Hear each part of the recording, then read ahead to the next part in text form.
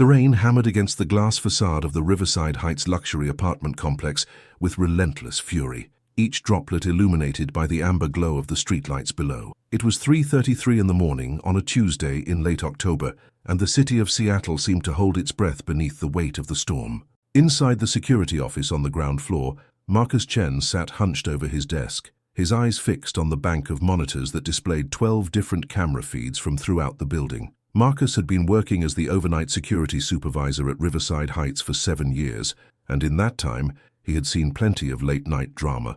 Residents stumbling home after too many drinks, couples arguing in the hallways, the occasional attempted package theft. But nothing, absolutely nothing, had prepared him for what he was about to witness. He took a sip of his cold coffee, grimacing at the bitter taste, and rubbed his tired eyes. The caffeine was barely keeping him alert anymore. At 42 years old, the overnight shift was taking its toll on his body in ways it hadn't when he first started. His wife, Jennifer, had been begging him to find a day job, something that would let him sleep normal hours and actually see their 2 teenage daughters before they left for school each morning. But the pay was good, and with college tuition looming on the horizon, Marcus couldn't afford to make a change just yet. The elevator camera on monitor 3 caught his attention. A man had just entered on the 12th floor, pressing the button for the lobby. Marcus leaned forward, his trained eye immediately noticing something off about the figure. The man was wearing a dark hoodie pulled low over his face, and he kept his head down, deliberately avoiding the camera angle. His hands were stuffed deep in his pockets, and even through the grainy footage, Marcus could see the tension in his shoulders. Marcus reached for his radio, his pulse quickening slightly. "Hey, Tony, you see this guy on the elevator?" he called out to his colleague who was making rounds on the upper floors. The radio crackled to life. "Yeah, I see him. Coming down from 12. Want me to intercept in the lobby?" "Stand by," Marcus replied, his eyes never leaving the screen. Something about this didn't feel right, but he couldn't quite put his finger on what it was. The man's body language screamed guilt, but there were plenty of innocent reasons someone might want to avoid being seen on camera at 3:33 in the morning. Maybe he was having an affair. Maybe he was embarrassed about something. Marcus had learned long ago not to jump to conclusions. The elevator descended slowly, stopping at the 8th floor. The doors opened, and Marcus felt his breath catch in his throat. A woman stepped inside, and even through the security footage he could see that something was terribly wrong. Her name was Claire Donovan, a resident of apartment 807. Marcus knew her by sight, always polite, always offering a warm smile when she passed through the lobby. But there was no smile now. Claire's face was pale, almost ghostly in the harsh elevator lighting. Her blonde hair hung in damp tangles around her shoulders, and she was wearing a thin nightgown covered by an unbuttoned coat that she clutched closed with trembling hands. But it was her eyes that struck Marcus the most. Even through the camera, he could see the fear in them, the way they darted nervously to the hooded man and then away, focusing on the elevator buttons, as if willing them to move faster. "Tony, we got a situation," Marcus said quietly into his radio, his professional instincts kicking into high gear. "Female resident just got on the elevator on 8. She looked scared. Really scared." The hooded man had pressed himself into the corner of the elevator, and Marcus watched as Claire positioned herself as far away from him as possible, her back against the opposite wall. The seconds ticked by with agonizing slowness. The elevator passed the 7th floor, the 6th, the 5th. Then everything changed. On the 4th floor, Claire suddenly lunged forward and slammed her hand against every button on the panel. The elevator lurched to a stop, the doors sliding open to reveal the empty 4th floor hallway. Without hesitation, Claire bolted from the elevator, her bare feet slapping against the carpeted floor as she ran toward the emergency stairwell. The hooded man stood frozen for a split second, and in that moment, his hood fell back slightly. Marcus caught a glimpse of his face. He was young, maybe mid-20s, with sharp features and dark eyes that held a mixture of confusion and something else. Anger, fear, Marcus couldn't tell, but then the man was moving, stepping out of the elevator, and walking quickly in the same direction Claire had gone, though he didn't run. "She's headed for the stairs on 4, Marcus barked into the radio, already pushing back from his desk. "Subject is following. I'm going up." "Copy that, I'm coming down from 11, Tony responded. Marcus grabbed his flashlight and keys, his heart pounding as he rushed to the elevator bank. His mind raced with possibilities, each one more troubling than the last. Had this man broken into Claire's apartment? Had he hurt her?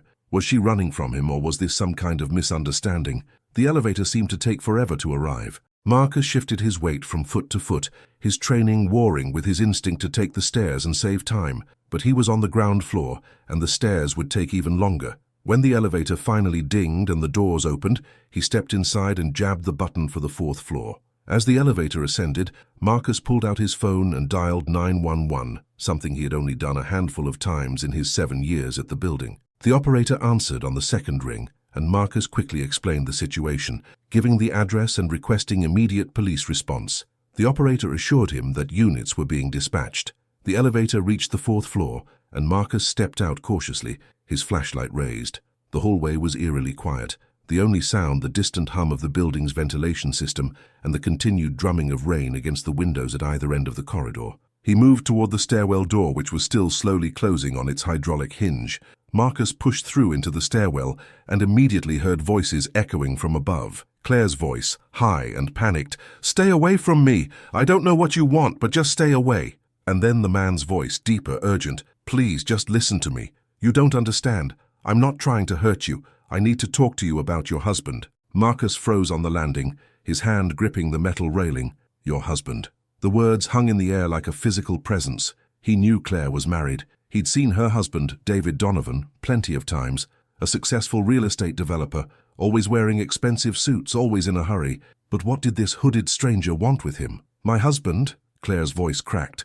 "What about David? Who are you?" Marcus started climbing the stairs, moving as quietly as he could. He could hear footsteps above him, the scrape of shoes on concrete. He keyed his radio, keeping his voice low.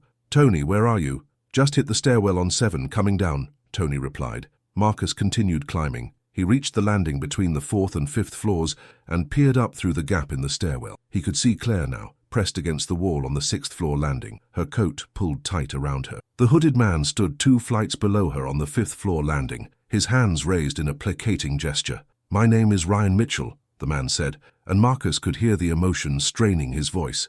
"3 months ago, your husband's company purchased the building where my family's restaurant operated for 30 years. He promised us we could stay, that he would honor our lease. But 2 weeks later, he evicted us with 48 hours' notice. My father had a heart attack from the stress. He died 4 days ago." Marcus felt his stomach drop. This was worse than he'd thought. This wasn't a simple break-in or assault. This was about revenge, about grief and anger and loss. These were the most dangerous situations, the ones where people did things they couldn't take back. Claire's face had gone even paler, if that was possible. I didn't know," she whispered. "David handles his business affairs. He doesn't tell me about every property transaction." "Of course he doesn't," Ryan said bitterly. "Why would he? Why would he tell you about the lives he destroys, about the families he tears apart?" His voice broke. "My father built that restaurant from nothing. It was his whole life, and your husband took it away like it meant nothing." "I'm sorry," Claire said, tears streaming down her face now. "I'm truly sorry for your loss. But following me, cornering me in the middle of the night, this isn't the way to handle this. Please just let me go. We can talk about this tomorrow, in daylight, somewhere public." Ryan shook his head slowly. "I didn't follow you. I live here too. Apartment 1214. I moved in 2 weeks ago. I didn't even know your husband lived in this building until I saw him in the lobby 3 days ago. I've been trying to work up the courage to confront him, to make him understand what he did. And then tonight I couldn't sleep. I kept thinking about my father, about his funeral yesterday, and I had to do something. I was going to leave a note on your door, just asking him to call me, to talk to me. That's all." Marcus had heard enough. He stepped out onto the landing, his flashlight illuminating the stairwell. "Okay, everyone just stay calm," he said firmly.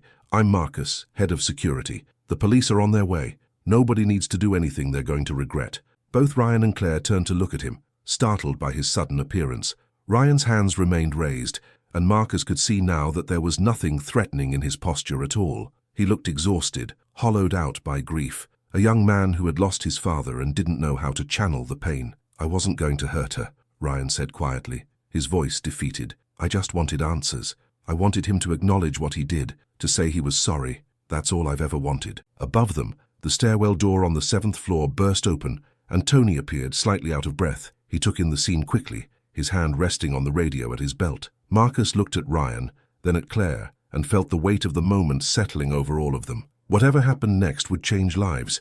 Ryan's grief was real and raw. Claire's fear was equally genuine. And somewhere in this building, unaware of the drama unfolding in the stairwell, David Donovan slept peacefully in his expensive apartment, insulated from the consequences of his business decisions.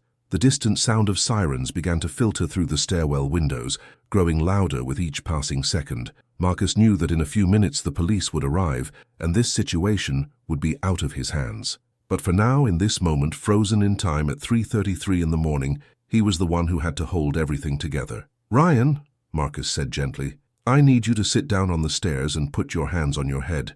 Can you do that for me?" Ryan nodded slowly and complied, sinking down onto the concrete steps as if all the strength had left his body. Claire sagged against the wall, her legs trembling so badly that Marcus worried she might collapse. "Tony, stay with him," Marcus instructed. "I'm going to take Mrs. Donovan back to her apartment."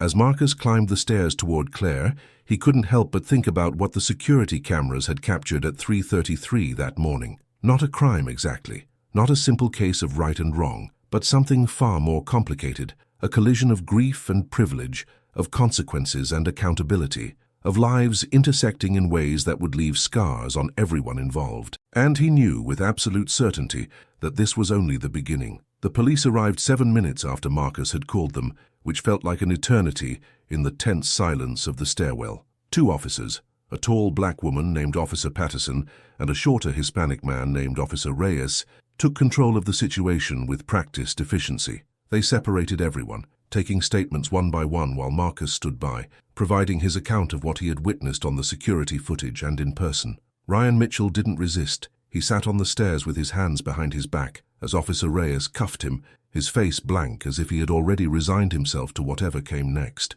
Claire Donovan had wrapped her arms around herself, shivering despite the coat, and answered the officer's questions in a voice so quiet they had to ask her to repeat herself multiple times. By 4:15 in the morning, Ryan had been escorted down to the lobby and placed in the back of a patrol car. Marcus watched through the windows as the red and blue lights painted the wet pavement in alternating colors, creating an almost hypnotic pattern. Other residents had begun to emerge from their apartments, drawn by the commotion. They stood in clusters in the hallway, whispering to each other, speculating about what had happened. Officer Patterson approached Marcus, her notepad in hand. She was in her mid-30s with sharp, intelligent eyes that seemed to miss nothing. "Mr. Chen, we're going to need copies of all the security footage from tonight, specifically from 3:15 to 4:15 a.m. Can you provide that?" "Absolutely," Marcus replied. "I can have it ready for you within the hour. Do you need footage from any specific cameras?" "All of them," Patterson said, "especially the elevator and stairwell cameras, but also the hallway cameras on floors 8 and 12 and the lobby entrance footage. We want a complete picture of Mr. Mitchell's movements throughout the building tonight." Marcus nodded and glanced toward the patrol car where Ryan sat motionless in the back seat. "Is he being charged with something?" Patterson's expression remained neutral. "That's going to depend on Mrs. Donovan and the prosecutor's office. Right now we're looking at possible stalking, trespassing with intent to menace, and criminal harassment, but the situation is complicated." She paused, choosing her words carefully. "The story about his father checks out. Mitchell's restaurant, family-owned for 3 decades, was indeed evicted from a property purchased by Donovan Development Corporation 3 months ago. The father, Robert Mitchell, died of a massive heart attack 5 days ago. The funeral was yesterday afternoon."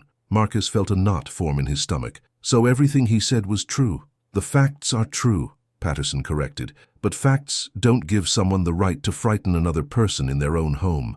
Mrs. Donovan was terrified. She thought she was being stalked by a dangerous stranger. The officer sighed, and for a moment her professional facade cracked slightly. "Like I said, it's complicated. We see a lot of black and white situations in this job. This one's about 50 shades of gray." Officer Reyes joined them, tucking his own notepad into his pocket. "Mrs. Donovan's husband just arrived. He's up in the apartment now. She called him right after we took her statement." As if on cue, the elevator doors opened, and a man strode into the lobby with the kind of confident urgency that came from being accustomed to controlling situations. David Donovan was in his late 40s, wearing an expensive tracksuit and designer sneakers, his salt and pepper hair perfectly styled even at this ungodly hour. His face was flushed with anger, and his eyes swept the lobby until they landed on the officers. "I'm David Donovan," he announced, his voice carrying across the space. "My wife was just terrorized in our building by some lunatic, and I want to know what you're doing about it." Officer Patterson's expression didn't change, but Marcus noticed her spine straighten slightly. "Mr. Donovan, we're handling the situation. The individual in question has been detained and we're gathering evidence. Detained? David's voice rose. He should be in jail. He followed my wife, cornered her in a stairwell at 3:30 in the morning. That's assault, that's attempted kidnapping, that's actually none of those things, legally speaking, Patterson interrupted calmly. According to the statements we've taken and the security footage, Mr. Mitchell did not follow your wife. He was already in the elevator when she entered. He did not physically threaten her or touch her. He attempted to speak with her about a business matter involving your company. David's face darkened. A business matter? At 3:30 in the morning? That's insane. The timing was certainly inappropriate, Reyes added, but Mr. Mitchell claims he was going to leave a note on your door requesting a conversation. He states that encountering your wife in the elevator was coincidental. Coincidental, David repeated, his tone dripping with sarcasm. And you believe that? Marcus found himself speaking before he could stop himself. Mr. Donovan, I've been watching the security footage for the past 7 years. I saw the whole thing unfold. Ryan Mitchell was already on that elevator coming down from the 12th floor when your wife got on at the 8th. There's no evidence he was targeting her specifically. David turned his cold gaze on Marcus. And who are you exactly? Marcus Chen, head of security for this building, Marcus replied, refusing to be intimidated. It's my job to know what happens here and to report what I see accurately. Well, what you saw was someone terrorizing my wife, David snapped. I don't care about your interpretations or your footage. I want that man prosecuted to the fullest extent of the law. Officer Patterson held up a hand. Mr. Donovan, we understand you're upset, and your wife has every right to feel frightened by what happened. We're taking this very seriously. However, we also have to consider all the facts of the case. Mr. Mitchell has made allegations that your company unlawfully evicted his family's business and that the stress contributed to his father's recent death. For just a fraction of a second, something flickered across David's face. Recognition, guilt. It was gone so quickly that Marcus almost thought he'd imagined it. But then David's expression hardened into something cold and calculating. I run a real estate development company, David said carefully. We acquire properties, and sometimes that means making difficult business decisions about existing tenants.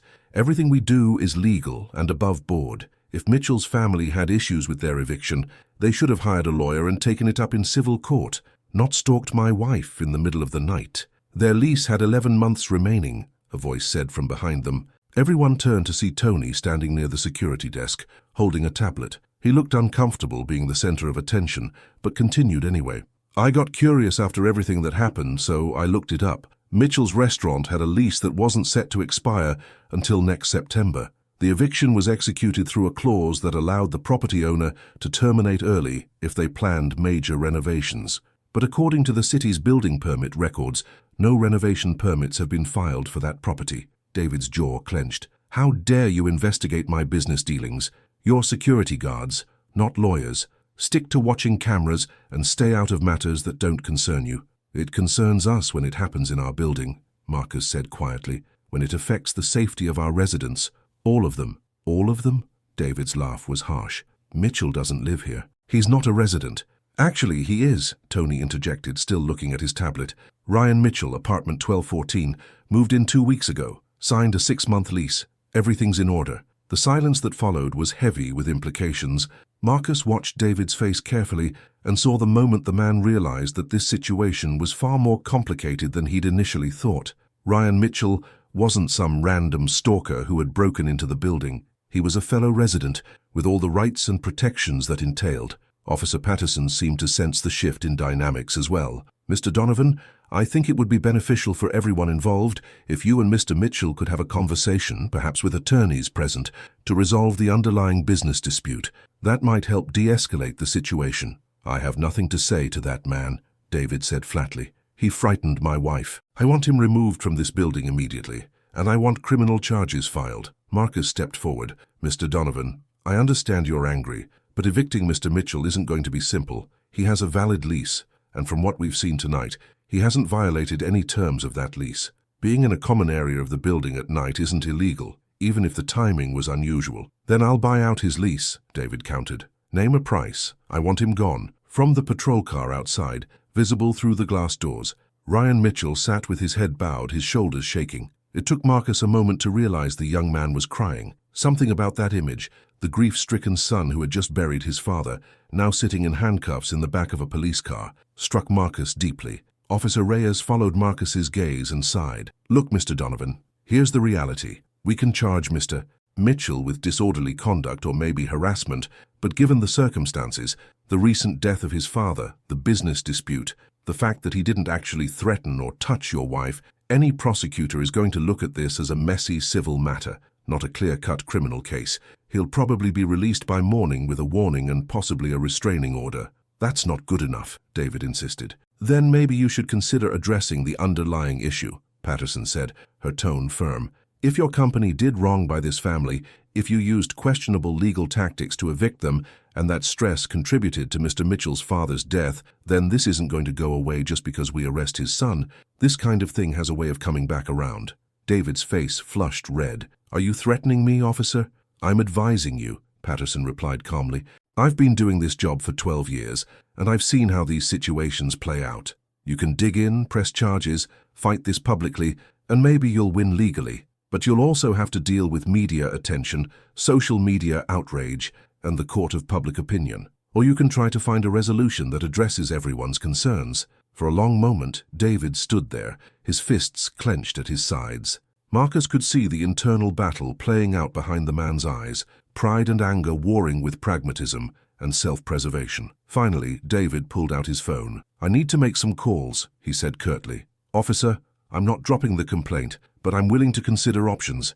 Keep that man away from my wife and we'll see what can be worked out. He turned and walked back to the elevator without another word. The doors closed behind him, and the three men and Officer Patterson were left standing in the lobby as the first hints of dawn began to lighten the sky outside. Tony approached Marcus, speaking quietly. Did we just witness what I think we witnessed? Marcus nodded slowly. We witnessed something that started at 3:33 this morning, but probably began months ago, and I don't think it's over yet. Officer Patterson closed her notepad and looked at both security guards with something like respect. You two did good work tonight. You kept a volatile situation from escalating, and you told the truth even when it wasn't convenient. That matters. Outside, Officer Reyes was talking on his radio, probably arranging for Ryan Mitchell's transport to the station for processing. Marcus watched the young man's silhouette in the back of the patrol car and made a decision. Officer Patterson, Marcus said, what happens to Mr. Mitchell now? He'll be booked, processed, and held until he can see a judge, probably later this morning. Depending on whether Donovan pushes for charges, he'll either be released on his own recognizance or he might have to post bail. If he needs bail, what's that going to run? Patterson shrugged. For something like this? Could be anywhere from $500 to $5,000 depending on the judge.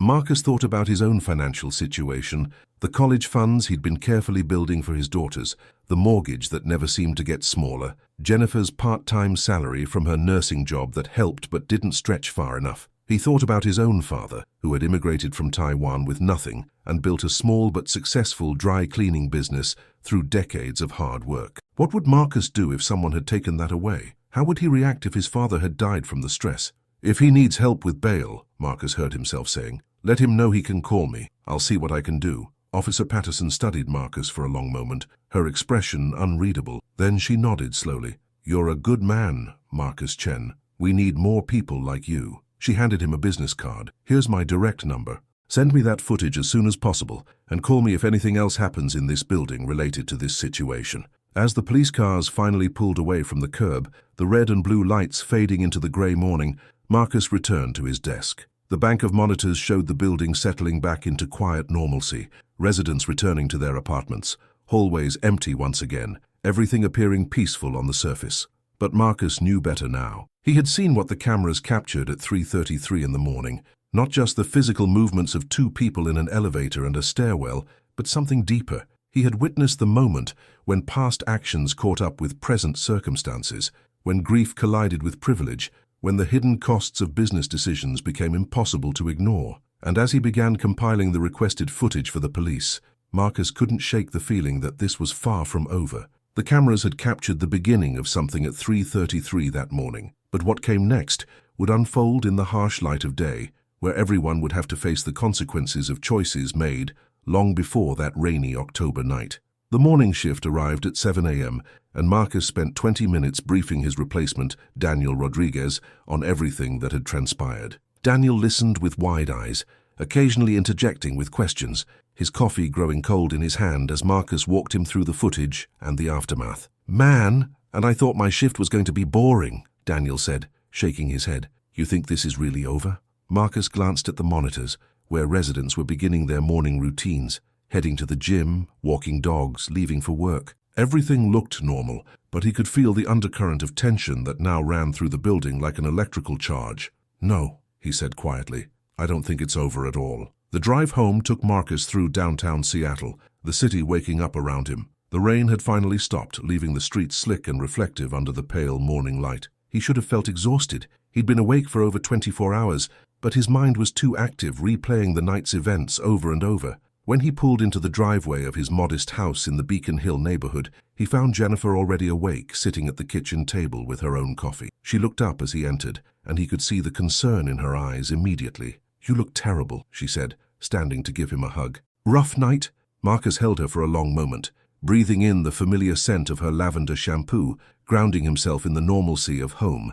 Then he pulled back and told her everything. Jennifer listened without interrupting, her expression growing more troubled as the story unfolded. Marcus, she said when he finished, you offered to help pay this man's bail? Someone you don't even know? I know enough, Marcus replied, sitting heavily in one of the kitchen chairs. I know what it's like to watch your father work himself to the bone building something, only to have it threatened by forces beyond your control. I know what grief looks like, and I know the difference between someone who's dangerous and someone who's desperate. Jennifer sat down across from him, reaching across the table to take his hands. I love that you have such a big heart. I do, but we have our own family to think about. College tuition, the roof that needs replacing, your mother's medical bills. We can't solve everyone's problems. I'm not trying to solve everyone's problems, Marcus said. Just maybe this one person's, this one time. Before Jennifer could respond, Marcus's phone rang. He didn't recognize the number, but something made him answer it anyway. Hello, Mr. Chen. This is Ryan Mitchell. The voice was hoarse, exhausted, but steady. Officer Patterson gave me your number. She said you offered to help with bail if I needed it. Marcus felt Jennifer's eyes on him as he responded. Yes, I did. Are you out? I am. The judge released me on my own recognizance about an hour ago. No bail required. But I wanted to call you anyway, to thank you for even considering it. I don't understand why you would do that for a stranger, but it means more than you know. You're not a complete stranger, Marcus said. We live in the same building. And sometimes people just need someone to believe they're not a bad person, just a person who's had bad things happen to them. There was a long pause on the other end of the line. When Ryan spoke again, his voice was thick with emotion. My father would have liked you. He always believed in the goodness of people, even when they gave him plenty of reasons not to. Another pause. Mr. Chen, I need you to know something. I wasn't trying to hurt Mrs. Donovan last night. I swear to you I wasn't. I was just so angry and sad, and I didn't know what else to do, but I scared her, and that was wrong, regardless of my intentions. I believe you, Marcus said. What happens now? I have a meeting this afternoon with David Donovan, and both are attorneys. His lawyer called mine an hour ago. I guess he's willing to talk, probably because Officer Patterson was right. This whole thing would look terrible for him if it went public. His company's reputation versus a grieving son who just lost his father. Not exactly the kind of press his business needs. Marcus leaned back in his chair, feeling a small spark of hope. That's good, Ryan. That's a start. I don't want his money, Ryan said firmly. I don't want a payoff or a settlement.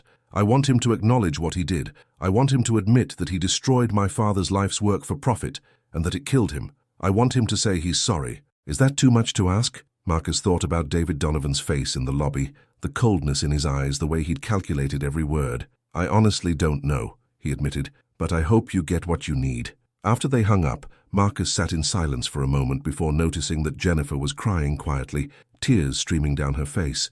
Jen, what's wrong? She wiped her eyes and smiled through the tears. Nothing's wrong. I'm just reminded why I fell in love with you 20 years ago. You see people, Marcus, really see them.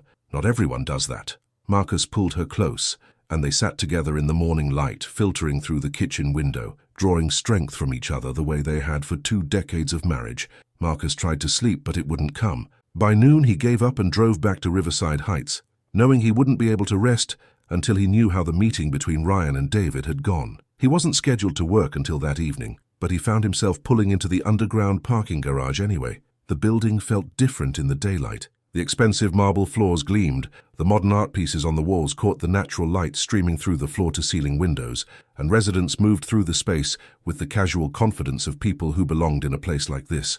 But Marcus now saw it all through a different lens. The lens of someone who understood that beneath the polished surface there were hidden costs and consequences. He took the elevator up to the security office, where Daniel greeted him with surprise. "Boss, you're not supposed to be here for another 7 hours." "Couldn't sleep," Marcus admitted. "Anything happen while I was gone?" Daniel gestured to one of the monitors. "Actually, yeah, conference room B on the 2nd floor. There's a meeting happening right now. Lawyers, Donovan, and that Mitchell kid. It's been going on for about 45 minutes. Marcus's pulse quickened. "Any trouble?" "Not that I can see from the cameras. Looks civil enough. Though there was a moment about 20 minutes ago where Donovan stood up like he was going to leave, and one of the lawyers talked him back down." Marcus pulled up a chair and watched the monitor. Even though the camera angle only showed the backs of several heads around a conference table, he couldn't hear what was being said, couldn't read lips or body language well enough to know how it was going. But he watched anyway, as if his presence somehow mattered. Time crawled by. An hour passed, then another.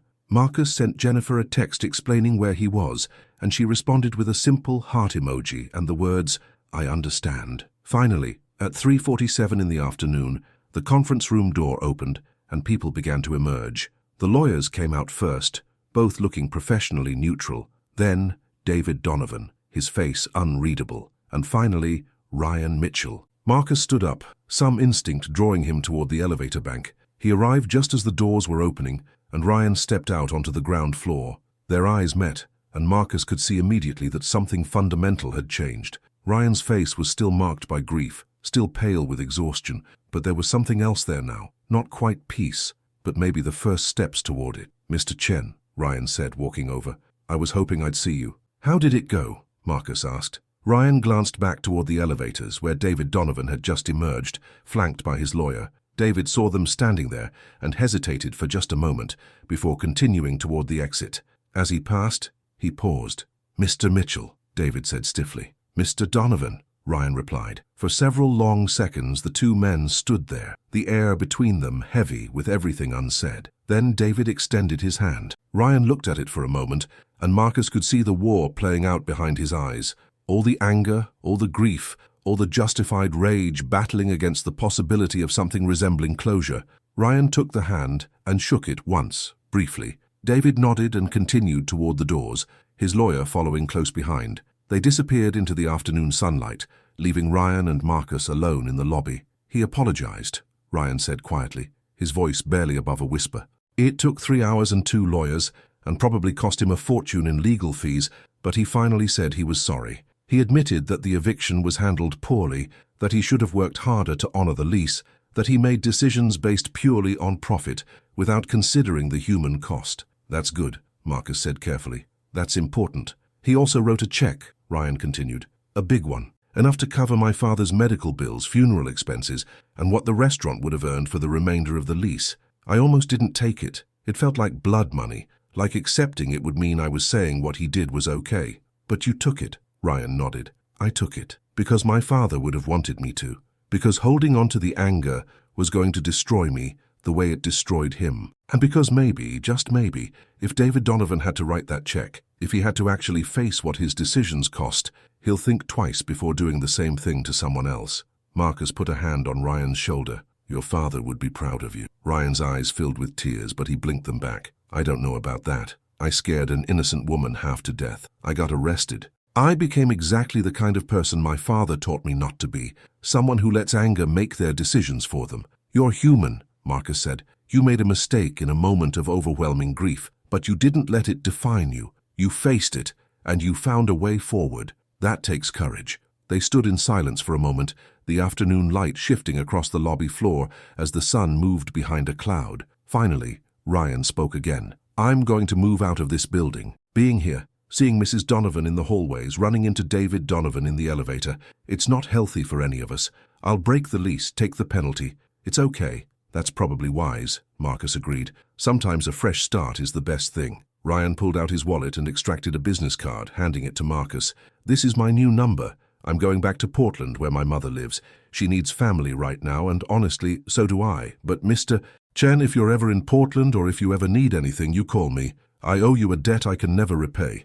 "You don't owe me anything," Marcus said, pocketing the card. "Just take care of yourself and your mother. Honor your father's memory by living well, that's enough." They shook hands, and Marcus watched as Ryan Mitchell walked out of the Riverside Heights building for what would probably be the last time. Through the glass doors, he could see the young man climb into an older model sedan, sit for a moment with his hands on the steering wheel, and then drive away. Marcus returned to the security office, where Daniel was watching him with open curiosity. "So, what happened?" "Something rare," Marcus said, settling back into his chair and looking at the bank of monitors showing all the different angles of the building. "Something we don't see very often in this job: resolution. Not a happy ending exactly, but closure, a chance for everyone involved to move forward." Daniel nodded slowly. "You know, the other guards have been talking about what you did last night, about how you handled it. Everyone's pretty impressed." Marcus shrugged uncomfortably. "I just did my job." "No," Daniel said firmly. "You did more than your job. You saw people as people, not just as problems to be managed or threats to be neutralized. That matters, Marcus. In a world where it's easy to dehumanize each other, especially when there's conflict, you chose to see the humanity in everyone involved." That evening, Marcus went home at the end of his shift feeling more tired than he had in years, but it was a good kind of tired. The exhaustion that came from having been tested and having met the challenge. Jennifer was waiting for him with dinner already prepared, his favorite pot roast with roasted vegetables. Over the meal, he told her the rest of the story, about the meeting and the apology, and Ryan's decision to leave Seattle. Their daughters, Emma and Sophie, both home from their respective high schools, listened with rapt attention. "Dad," Emma said when he finished, "you're kind of a hero." Marcus laughed, shaking his head. "I'm not a hero. I'm just a guy who watches cameras and tries to keep people safe." "That's what heroes do," Sophie insisted. "They see when people need help and they help them, even when it's hard, even when it costs them something." Marcus looked around the table at his family, his wife of 20 years, his two beautiful daughters who were growing into remarkable young women, and felt a surge of gratitude so powerful it almost overwhelmed him. This was what mattered. This was what he worked for. Not just the paycheck or the benefits, but the ability to provide for these people he loved and to model for them what it meant to live with integrity and compassion. "I love you guys," he said, his voice rough with emotion. "We love you too, Dad," they chorused, and Jennifer reached across the table to squeeze his hand. Later that night, lying in bed with Jennifer curled against his side, Marcus thought about everything that had happened since 3:33 that morning. 24 hours that had changed lives, including his own in ways he was only beginning to understand. His phone buzzed with a text message. He almost ignored it, but something made him check. It was from Officer Patterson. "Thought you'd want to know. Donovan agreed to drop all complaints. Case closed. You did good, Chen." Marcus smiled in the darkness and set the phone aside. Tomorrow night, he would return to his desk in the security office at Riverside Heights. He would watch the monitors, make his rounds, ensure that the residents were safe. The building would settle into its nighttime rhythms, and on the surface, everything would appear exactly as it always had. But Marcus would know better. He would know that beneath the polished marble and expensive art, there were human stories unfolding every day. Stories of grief and anger, of mistakes and redemption, of consequences faced, and paths forward found. And he would continue to do his job with the same care and attention he always had, understanding now more than ever that his role wasn't just about security cameras and incident reports. It was about bearing witness to people's struggles and, when possible, helping them find their way through to the other side. 3 months had passed since that October night, and Seattle had transformed into a winter wonderland. Snow fell softly over the city, rare for the Pacific Northwest, blanketing everything in pristine white. It was the week before Christmas, and Riverside Heights had been decorated with tasteful holiday displays, white lights wrapped around the lobby's columns, a massive evergreen tree in the corner adorned with silver and gold ornaments, and garlands draped elegantly across the marble reception desk. Marcus sat at his security station on another overnight shift, sipping hot chocolate instead of his usual coffee. It was 11:47 p.m. on December 22nd, and the building was quiet. Most residents had either turned in early or were away visiting family for the holidays. The monitors showed empty hallways, the occasional flicker of light under apartment doors, and the snow continuing to fall outside the windows. His phone buzzed with a text from Emma. "Can't sleep. Too excited about tomorrow. Love you, Dad." Tomorrow was Emma's 18th birthday, and they had planned a surprise party for her with all her friends. Marcus smiled and texted back, "Try to sleep anyway. Big day ahead. Love you too." He was about to set the phone down when another text came through, this one from an unknown number. "Mr. Chen, this is Ryan Mitchell. I hope you don't mind me reaching out. I wanted to thank you again and let you know how things are going. Marcus felt a warmth spread through his chest. He'd thought about Ryan often over the past few months, wondering how the young man was healing, whether he'd found any peace. He typed back, "Ryan, of course I don't mind. How are you?" The response came quickly. "I'm doing better. Still miss my dad every day, but I'm learning to live with the grief instead of letting it consume me. My mum and I opened a small bakery in Portland. We're calling it Robert's, after my dad. It's not the same as the restaurant, but it feels right. Like we're honoring his memory by creating something new instead of dwelling on what was lost." Marcus typed, "That's wonderful. Your father would be so proud." "I hope so," Ryan replied. "I also wanted you to know that I'm in therapy now, working through everything that happened. My therapist says what I did that night, cornering Mrs. Donovan in the stairwell, was a trauma response, but that doesn't excuse it. I still feel terrible about scaring her. I actually wrote her an apology letter last month. I don't know if she read it, but I needed to send it." Marcus glanced at the monitor showing the 8th floor hallway, where Claire Donovan's apartment was located. He'd seen her a few times since that night, always accompanied by her husband. She seemed more withdrawn, less likely to offer the warm smiles she used to give everyone. The incident had left its mark on her, too. "That took courage," Marcus wrote back. "I'm glad you're taking care of yourself." "I couldn't have done it without people like you believing I was worth saving," Ryan responded. "Anyway, I won't keep you. I know you're working. I just wanted to wish you and your family a Merry Christmas." "Merry Christmas to you too, Ryan, and to your mother." After the conversation ended, Marcus sat back in his chair, reflecting on how interconnected their lives had become that night. A security guard, a grieving son, a frightened woman, a powerful businessman, all of them forever linked by what the cameras had captured at 3:33 a.m. on that rainy October morning. At 1:15 a.m., Marcus was making his hourly rounds through the building when he encountered David Donovan in the lobby. The businessman was wearing a heavy coat and carrying a briefcase, apparently returning from a late meeting or dinner. They hadn't spoken since that day in the lobby 3 months ago, and Marcus felt an awkward tension settle between them. "Mr. Chen," David said with a curt nod. "Mr. Donovan," Marcus replied. "Working late?" "Always," David said, but there was something different in his tone. Less arrogance, perhaps, more weariness. He paused near the elevator, then turned back. "Can I ask you something?" "Of course." David set down his briefcase and ran a hand through his hair, a gesture that made him look suddenly older and more vulnerable. "Do you think I'm a bad person?" The question hung in the air between them, unexpected and raw. Marcus considered it carefully before responding. "I think you're a person who made decisions that had consequences you didn't fully consider. Whether that makes you bad or just human is something only you can decide." David nodded slowly. "That night, when Mitchell confronted my wife in the stairwell, it forced me to face something I'd been avoiding. I've spent my whole career telling myself that business is business, that personal feelings can't factor into financial decisions. But people aren't just line items on a spreadsheet. They're not just obstacles to be removed or problems to be solved." "No," Marcus agreed, "they're not. Mitchell's father died because of the stress my company caused him," David continued, his voice heavy. "I can rationalize it all I want. Tell myself it was just business, that he probably had underlying health conditions, that I followed all the legal procedures.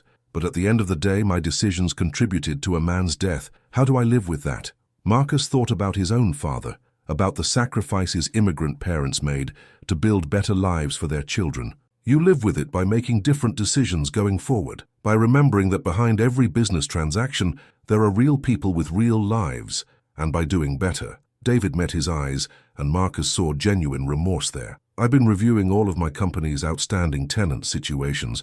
There are 3 other businesses facing eviction under similar circumstances to Mitchell's restaurant. I've instructed my legal team to honor their existing leases and work with them instead of against them." "That's good," Marcus said. "That's a start." "Claire hasn't really forgiven me yet," David admitted, "for putting her in that situation, for building a business empire on tactics she finds morally questionable. We're in couples therapy now, trying to work through it. She wants me to be someone she can be proud of, not just someone who's financially successful." "What do you want?" Marcus asked. David was quiet for a long moment. "I want to be able to look at myself in the mirror without feeling ashamed. I want my wife to smile at me the way she used to, before she knew all the ugly details of how I made our money. And I want to build something that matters, not just something that profits." The elevator dinged, and the doors opened. David picked up his briefcase but didn't immediately step inside. "Thank you, Mr. Chen, for how you handled that night." for seeing the humanity in everyone involved, including me, even when I probably didn't deserve it. Everyone deserves to be seen as human, Marcus said, even when they make mistakes. Especially then. David nodded and stepped into the elevator. As the doors began to close, he added, "Merry Christmas, Marcus." "Merry Christmas, David." At 2:45 a.m., Marcus was back at his desk when Tony arrived for an early check-in. The younger guard had been working extra shifts to save money for his upcoming wedding, and Marcus had been happy to accommodate his schedule. "Hey, boss," Tony said, settling into the chair beside him. "Quiet night?" "Very," Marcus confirmed. "How are the wedding plans coming?" Tony's face lit up. "Amazing. Maria's got everything organized down to the last detail. Sometimes I think she doesn't even need me there. She's got it so under control." He laughed. "But seriously, I can't wait. 3 more months. You're a lucky man," Marcus said. "Marriage is a lot of work, but when you find the right person, it's worth every bit of effort." They sat in comfortable silence for a while, watching the monitors together. Then Tony spoke again, his tone more serious. "I've been thinking a lot about what happened with Mitchell and Donovan, about how you handled it, and I realized something. This job isn't just about watching cameras and writing reports. It's about understanding people." "That's true," Marcus agreed. "I want to be more like you," Tony said. "Not just a security guard who follows protocols, but someone who actually makes a difference in people's lives. Do you think you could teach me? Like, really teach me? Not just the technical stuff, but the human stuff?" Marcus felt a lump form in his throat. "Tony, you don't need me to teach you that. You already have it in you. I saw it that night. The way you researched the property records, the way you stood up for what was right even though it was uncomfortable. You just need to trust your instincts." "But you've got years of experience," Tony protested. "You've seen so much more than I have." "Experience helps," Marcus admitted, "but compassion and integrity, those don't come from experience. Those come from who you are at your core, and you've got both in spades." Tony nodded, looking thoughtful. They continued their shift together, and Marcus found himself reflecting on how much his perspective on this job had changed over the years. When he'd first started at Riverside Heights, he'd seen it as just a paycheck, a way to support his family while working hours that didn't interfere with Jennifer's nursing schedule. But somewhere along the way, it had become something more, a calling, almost. A chance to be present in people's lives during their most vulnerable moments, and to hopefully make those moments a little better. At 3:28 a.m., Marcus noticed movement on the monitor showing the lobby entrance. A woman was standing outside in the snow looking up at the building. She stood there for several minutes, not moving, just staring at the glass doors. Something about her posture, the way she hugged herself against the cold, the hesitation in her stance, drew Marcus's attention. He grabbed his coat and went down to the lobby, pushing open the door to step outside. The cold air hit him immediately, and snowflakes landed on his face and shoulders. "Ma'am?" he called out. "Are you okay? Do you need help?" The woman turned, and Marcus recognized her immediately. It was Claire Donovan, wearing only a thin sweater and jeans, no coat, no gloves. Her face was wet with tears that had frozen on her cheeks, and she was shivering violently. "Mrs. Donovan," Marcus said urgently, immediately shrugging off his coat and draping it around her shoulders. "What are you doing out here? You'll freeze." "I couldn't sleep," she said through chattering teeth. "I kept thinking about that night, about Ryan Mitchell and what happened in the stairwell, and I needed to not be in that apartment for a while." Marcus gently guided her back inside, where the warmth of the lobby immediately began to thaw her frozen skin. He sat her down on one of the leather couches and grabbed a blanket from the security office, wrapping it around her along with his coat. "Let me make you some hot chocolate," he said, returning a few minutes later with a steaming mug. Claire wrapped her hands around the cup, the heat seeping back into her fingers. "Thank you," she whispered. "I'm sorry for worrying you."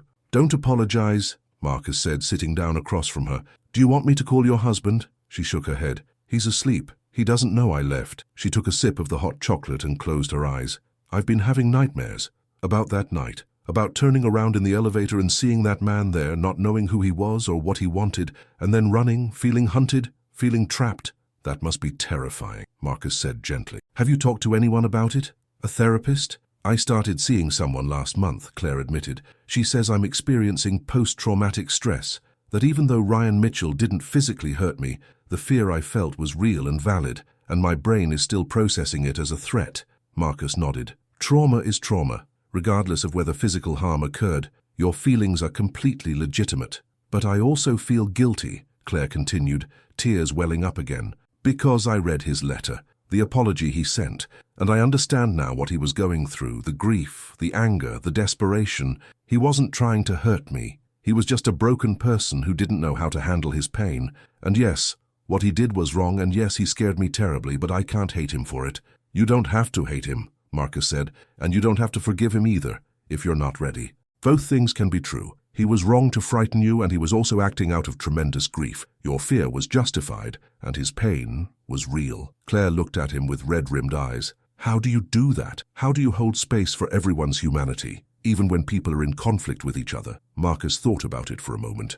I think about my own mistakes, the times I've hurt people without meaning to, the moments when my pain made me act in ways I'm not proud of. And I remember that we're all just humans trying to navigate circumstances that are often beyond our control. That doesn't excuse harmful behavior, but it helps me understand it. They sat in silence for a while, Claire sipping her hot chocolate while Marcus kept watch, making sure she was warming up properly. Outside, the snow continued to fall, transforming the city into something quiet and ethereal. David's trying to change, Claire said eventually. He really is. He's been different these past few months, more present, more conscious of how his decisions affect people. He even donated money to open a scholarship fund in Ryan Mitchell's father's name for culinary students. It's a start. That's good, Marcus said. People can change if they want to badly enough. I want to forgive him, Claire admitted. Both of them. Ryan for scaring me, and David for creating the circumstances that led to it all. But I don't know how yet. Forgiveness isn't always a single moment,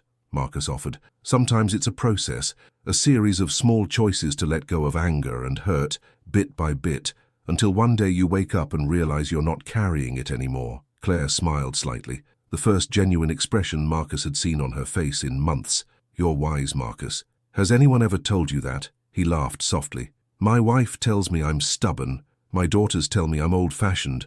But wise? That's a new one. She finished her hot chocolate and stood up, handing back the blanket and his coat. Thank you for the warmth and for the conversation. I think I can go back upstairs now. Are you sure? Marcus asked. I can call your husband if you'd prefer. I'm sure, Claire said. I just needed to remember that there are good people in the world. People like you who see others' struggles and respond with kindness instead of judgment. Marcus walked her to the elevator and watched until the doors closed and she ascended back to the 8th floor. Then he returned to his desk, where Tony was monitoring the cameras. Everything okay? Tony asked. Yeah, Marcus said. Everything's okay. At 3:33 a.m. exactly, Marcus glanced at the bank of monitors out of habit.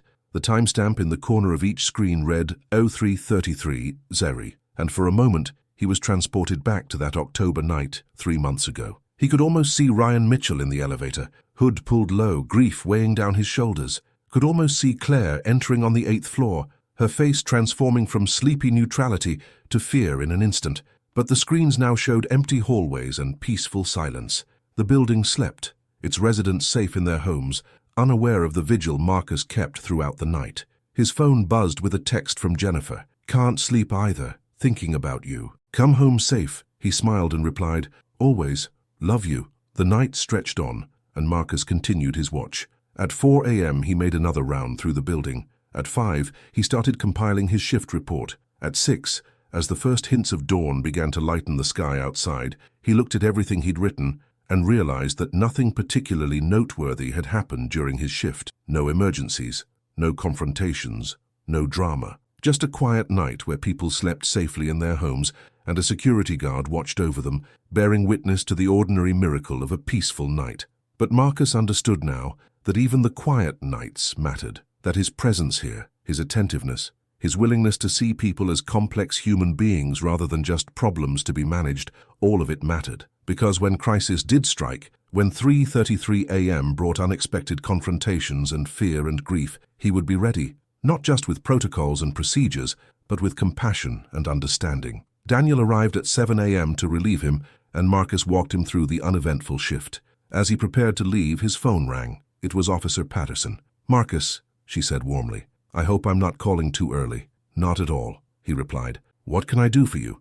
I wanted to give you an update on something. David Donovan reached out to the department last week. He's sponsoring a new community program, business owners working with a mediation service to resolve tenant disputes before they escalate to evictions. He's funding it himself and serving on the advisory board. Marcus felt a surge of genuine surprise. That's really something. "It is," Patterson agreed. "And when we asked him what inspired the program, he mentioned you. Said you taught him that treating people with dignity doesn't have to conflict with running a successful business. Thought you'd want to know." After they hung up, Marcus sat in his car in the parking garage for a few minutes, processing this information. He'd been so focused on the immediate aftermath of that October night that he hadn't considered the longer-term ripples it might create. But apparently, what had started at 3:33 a.m. with security cameras capturing a frightening encounter had spread outward in ways he never could have anticipated. Ryan Mitchell finding healing through his bakery and therapy. David Donovan examining his business practices and trying to make amends. Claire Donovan working through her trauma and learning about forgiveness. Even Tony asking to learn how to be more than just a security guard. All of these lives changed by a single night. All of these people connected by Marcus's choice to see them as human beings worthy of compassion, even in their worst moments.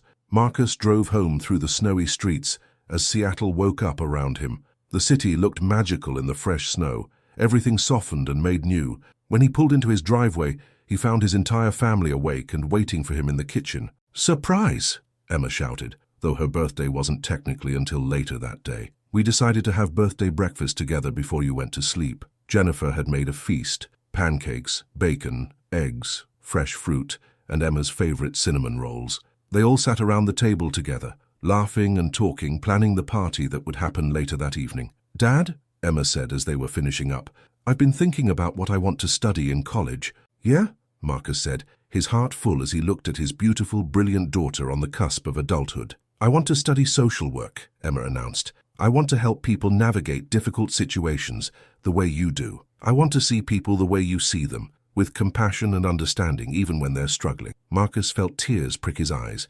"Emma, that's wonderful. You're going to be amazing at that." "I learned from the best," she said, smiling at him. Later, as Marcus finally climbed into bed next to Jennifer, the morning sunlight filtering through the curtains, he reflected on the strange and beautiful ways life unfolded. How a single moment in time, 3:33 a.m. on a rainy October night, could set in motion a chain of events that touched so many lives.